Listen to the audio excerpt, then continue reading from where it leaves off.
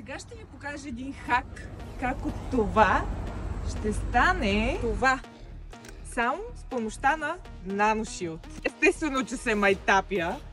NanoShield наистина работи, така че горещо ви препоръчвам да го пробвате. Първа и много важна стъпка е да разклатите добре бутилката, за да могат да се смесят компонентите, след което навлажнявате кърпата. Това е много важно.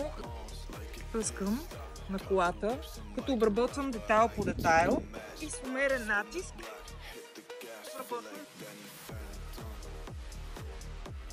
Третата и последна стъпка е да полирате и нека видим водоблъскващия ефект на NanoShield. Както виждате, тук водата се стъчи идеално. За разлика от другата част.